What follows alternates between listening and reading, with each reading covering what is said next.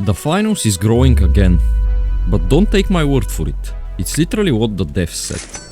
Alright, so it's no question that Season 4 has so far been an absolute success for the game. I'm sure over the last few weeks you've all been enjoying the new changes as much as me, but today we're gonna talk about everything else that didn't come to the game in the Season 4 patch, but we can expect in the near future. Spoiler alert, the recent Def AMA just confirmed a lot of these things, and let's just say the future is looking brighter than ever. The finals is really just getting started. So yeah, a quick reminder to hit like and subscribe as we really got a lot to cover today. And also stick around because you don't wanna miss my last point. Literally only that could easily make the finals the most popular shooter ever. But anyway, you already know how positive the community's reaction to Season 4 and its additions has been. So you may be asking, what are we missing really? What else should we expect soon? What are these so-called changes that didn't reach the finals this season? Pun intended. And lastly, how do I know about them?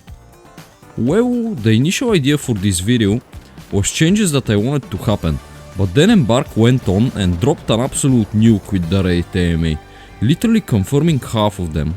I may be something of a fortune teller myself, but without any more yapping, let's look at the first change. And that's Team Deathmatch. Everyone's been asking for it, even you in the comments. It's literally the first casual game mode you can think of in every FPS out there. Literally every game has it, other than the finals, and we've been requesting it ever since like open beta. And it's crazy why we still haven't gotten it, because I feel like it's such an easy way to appeal to so many people. It would legit benefit everyone in the community, because it's a chill laid back mode for casuals to relax and shoot people, and at the same time more competitive players can use it to warm up for ranked. I'm sure it will work well with the finals' flow and dynamic as long as they do something like limiting it to a specific part of the map, for example. Because otherwise you'll need a lot of people in the lobby if we really want that TDM constant blasting that we've come to love from other games like COD. I don't know, there are certainly ways to do it, and if they manage, it's absolutely a win-win situation in my opinion, and will surely increase the player base. But let's see what the devs said about it in the AMA. We are exploring adding TDM at some point in the future. We just need to figure out how best to deliver it in a format that suits the finals.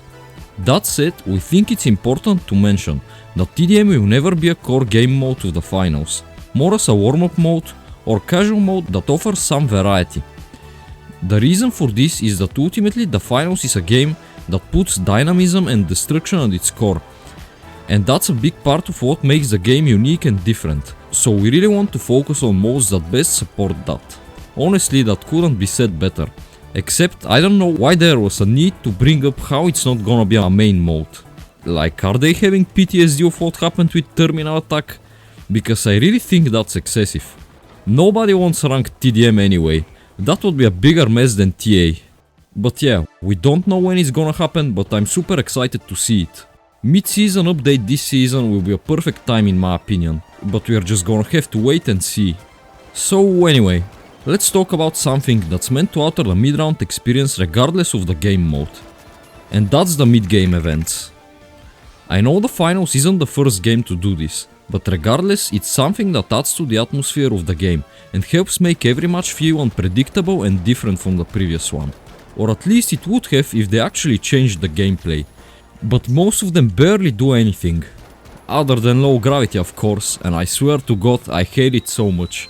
Every time I pray for any other one, but nah fam, low graph every game. Literally all my movement out of the window and it feels like ass. Garbage, absolute garbage, remove that event. And change every other one so it actually impacts the game. And that more for God's sake. Right now we've got the smallest variety of events in the game ever. Like there used to be stuff like Dead Go Boom if you remember that. That was sick, but yet they removed it. So not only do we need to add more events, but I feel like it will be awesome if they make them interactive in one way or another. Back in the day, there used to be a game called Hyperscape. Back in the day, that was like 4 years ago, not 20. Why am I talking like that? Still feels like yesterday though. Rest in peace, my baby. But yeah, that game had an interaction with Twitch where if you watched a streamer, you could vote on what event happens in their game. And the events actually changed stuff. For example, I remember there was one that gave everyone wallhack. We can take this and make a sort of sonar event in the finals, where like the sonar grenade, every player emits pulses that reveal enemies in a certain short range. Basically you have a sonar nade on your head. Of course that shouldn't happen in like high level ranked, but I'm all for these sorts of stuff in casual modes. We can also, for example, have a mega destruction event, where the structure damage values of every weapon are like doubled, like the mega damage event. So like 5 to 10 shots with an AK breaks a wall. I previously mentioned how it would be cool if they make events interactive, and a dope idea may be to have them trigger based on certain events in the match. They are already kinda experimenting with that in World Tour, with the new primetime buff thingy, that gives you sort of overshield HP when you start a cash out, but I feel like it can be expanded so much more. For example, if there's not enough destruction going on, boom, my mega destruction event starts. In my opinion, stuff like this will also make for hella cool interactions with the casters as well. Like there are so many cool ideas to be had, but again, let's see what the devs had to say. Now, we would like to do more ones and there are a lot of ideas, but our focus in the short term is improving and expanding the ones we already have. We are also looking into utilizing them in different ways, for example during certain stops in the World Tour. So anyway, while we're still on the topic of the AMA, let's briefly go through some more stuff the devs confirmed, and after that we're gonna address the elephant in the room. Firstly, they did say sometime in the future there will be a keyboard and mouse support on consoles. I play on PC so that won't affect me, but many other games have that, and I remember back in the day a friend of mine used to play Fortnite on a PS4 with mouse and keyboard. He didn't have a good PC and that was a legitimate way for him to get good performance in the game for a cheap price. I don't know, but I guess giving people more ways to play how they prefer is always great. Another thing that was talked about was more social features and improvements to the social tab. Reddit user Global Variety 518 suggested they are a way to, for example, divide friends into categories, cause they have way too many and it's hard to know who is who. Personally, one way I deal with that is I only add my actual close friends as Steam friends and everyone else just as in-game friends. I rarely add random people on my Steam nowadays anyway, and if for example some random teammate wants to play another match, I just add them through the game itself. Obviously though, if they add categories or actual features to help with that, it would make the experience so much better and there will be no need for junky solutions like mine. On the topic of that, there was also talk about quants. That may be a cool way to find teammates for ranked I guess, but I think it's more for like people to socialize in the game. I don't know, but I guess we'll see. Who knows, maybe one day I'ma make my own quant for Yao. And lastly, before we jump to the big stuff, something that was also mentioned was customization options for the music in the menu of the game, sort of like a jukebox. I mean, Fortnite and Apex have that. I don't know, but wouldn't it be hella cool to be able to switch between what season's music you want to play? One day I could be listening to the open beta menu music for those nostalgia vibes, and the next one, Season 3, cause that's low-key the most underrated menu music out of all of them. Anyway boys, it's time. It's a shame that this is probably the one thing that wasn't really talked about in the AMA, or at least I've missed it. Do you remember how in the intro I said this could be the biggest factor that can absolutely blow up this game? Well, I'm talking about the advertising / marketing of the game, and I've covered this multiple times. Of course, if you've watched my last vid, you would know that in my opinion what they did with this season is amazing. Definitely a step in the right direction, but we clearly need more. Just putting all this content into the game is one thing, that would for sure make all the old players happy, and maybe bring in a couple of new ones. But managing to actually sell the idea of what the game is about at the first sight to people who have no idea about it is a whole other feat.